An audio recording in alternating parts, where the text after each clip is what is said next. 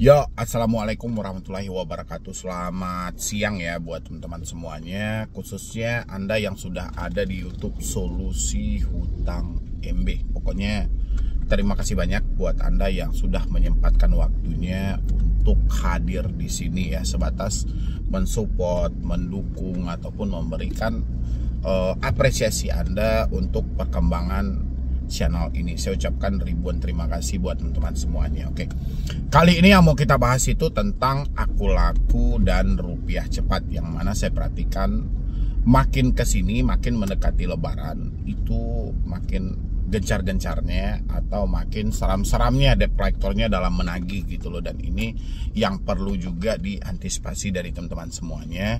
Jangan sampai terhanyut dengan tekanan-tekanan yang diberikan oleh dua aplikasi ini, karena saya perhatikan memang sudah sangat luar biasa ya kan. Tapi sebelumnya seperti biasa buat teman-teman semuanya yang belum mensupport channel ini, boleh disupport dulu, boleh didukung dulu. Mudah-mudahan supportan dan dukungan Anda menjadikan channel ini makin berkembang lagi dan saya makin semangat lagi memberikan motivasi dan edukasi buat teman-teman semuanya ya. Dan yang mau bergabung di grup WhatsApp juga silahkan tinggal klik tombol gabung yang ada di bawah nama channel. Silahkan. Oke, terima kasih banyak. Ini saya lagi di jalan di mobil ya, tapi pelan banget, dan ini pun bukan jalan raya yang akan mengganggu aktivitas yang lainnya juga tidak. Ini jalan kampung yang memang sunyi banget gitu loh. Jadi saya cuma jalannya tuh pelan gitu karena berdempet dengan urusan pekerjaan juga gitu loh. Jadi harus mengedukasi ia juga, bekerja di dunia nyata ya juga. Oke, ini harus hati-hati buat teman-teman yang mengalami telat bayar atau tidak mampu bayar nih, misalnya di Aku Laku atau Rupiah Cepat. Saya perhatikan dua aplikasi ini cukup luar biasa. Mereka gencar-gencar dalam menagih, berbagai macam versi dilontarkan oleh debt collectornya, mulai dari kunjungan ke rumah menjelang lebaran ini sampai surat tugas yang ditaburkan di mana-mana oleh Rupiah Cepat. Ini teman-teman harus pakai logika juga. Jangan terlalu jauh mengikuti drama mereka, karena konsep pinjol kan saya sudah terangkan berulang kali itu. Bahkan video yang tadi siang aja saya juga menyampaikan sama Anda hati-hati, Anda harus waspada. Karena tidak semuanya yang disampaikan debt collector itu adalah fakta. Ingat, tugas debt collector itu satu-satunya adalah tukang tagih. Ya, tugas debt collector itu satu-satunya tukang tagih. Jadi jangan sampai dari teman-teman semuanya lupa fungsi yang sebenarnya dari DC ini ya. DC itu bukan hakim yang bisa memutuskan segala perkara pidana atau hukum yang melanggar hukum, bukan. Atau bukan juga polisi yang bisa menjatuhkan mana yang paling tepat pasal-pasal yang dilanggar oleh orang-orang ini, enggak gitu loh. Debt collector hanya tukang tagih, tidak lebih dari itu. Jadi selagi Anda masih tahu fungsi dan menempatkan posisi dari debt collector ini yang sebenarnya, insya Allah apapun ancaman yang mereka lontarkan ini, Anda pasti bisa mempergunakan logika dengan maksimal. Kembali kepada surat tagih yang dilontarkan oleh Rupiah Cepat. Terkadang memang kalau kita perhatikan surat tugas, surat tagih, dia kan selalu ngirim itu kalau dari Rupiah Cepat. Per hari ini siapa teman-teman yang mendapatkan kiriman surat dengan blanko nama di atasnya itu Rupiah Cepat dengan judulnya surat tugas atau surat kunjungan? Kalau kita tidak bisa memaksimalkan pemikiran kita dengan kita dikirimin surat tugas seperti itu, pasti kita mengarahnya kemana-mana nih. Ada yang berpikir seperti ini, ada yang berpikir mereka langsung terobos ke rumah, ada yang katanya mau minta izin dulu sama RT dan RW. Seakan-akan ini memang benar-benar drama yang cukup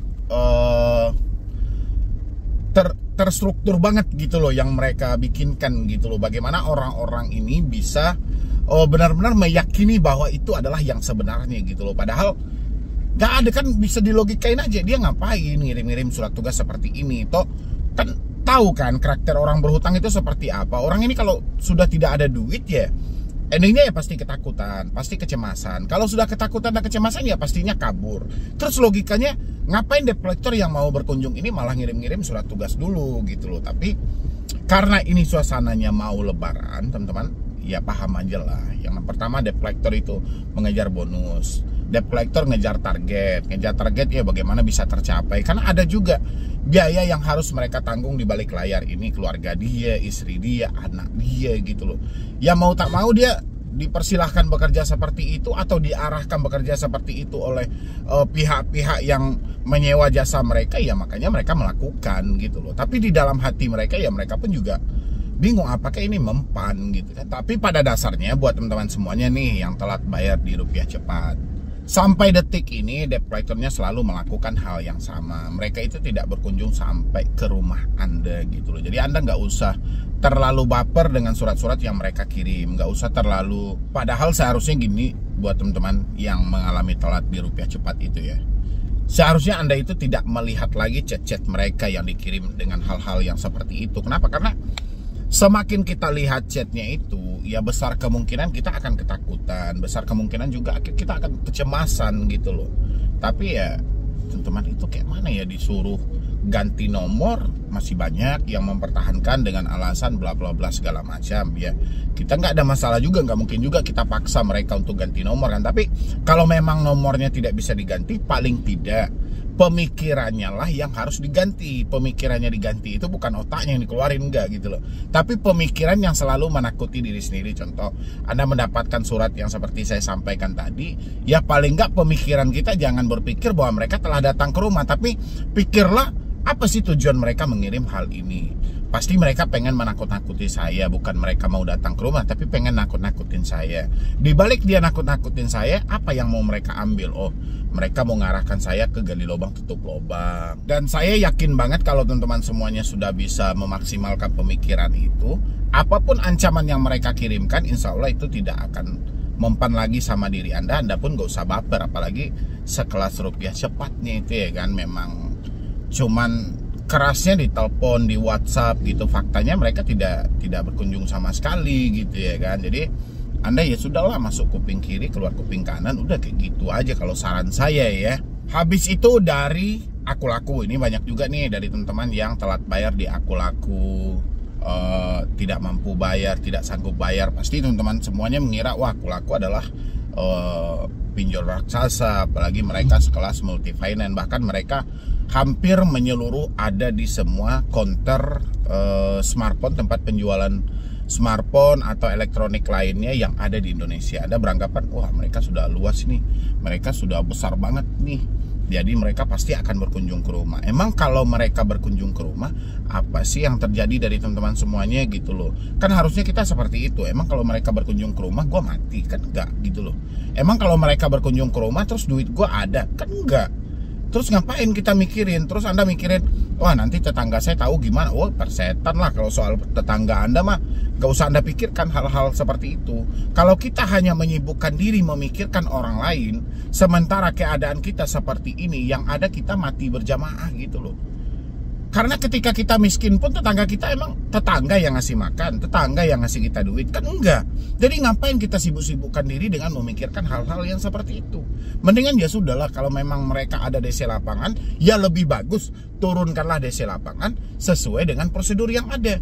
Ketika Anda berhadapan langsung dengan DC lapangannya nanti, Anda bisa pertanyakan kelengkapan mereka. Karena kebanyakan dari teman-teman itu udah ketakutan duluan, udah kecemasan duluan. Jadi nggak sempat lagi tuh bertanya soal kelengkapan dari DC lapangan misalnya gitu.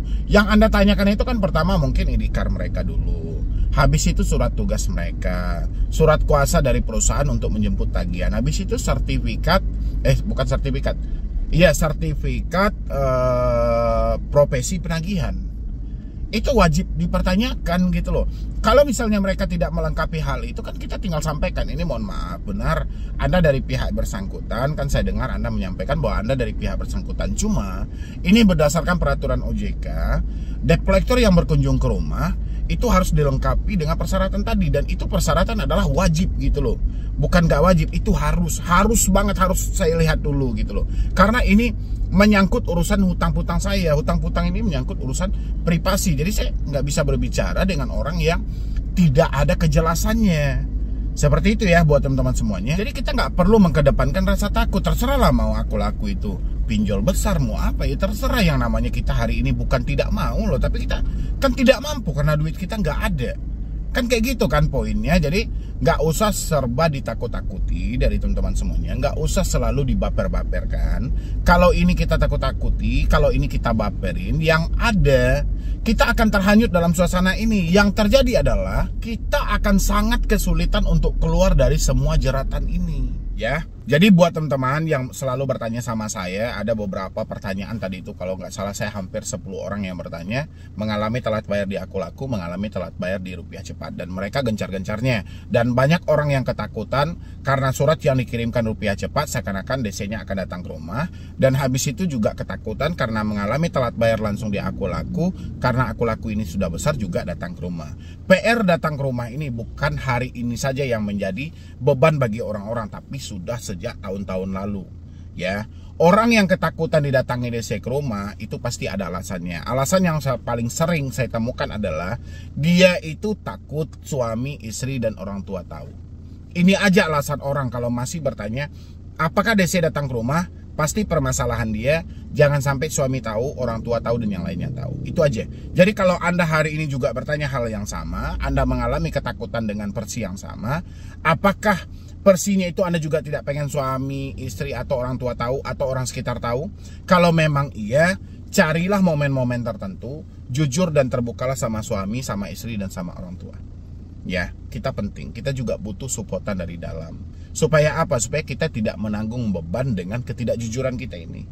Ya, insya Allah setelah Anda jujur nanti tidak seburuk yang Anda bayangkan.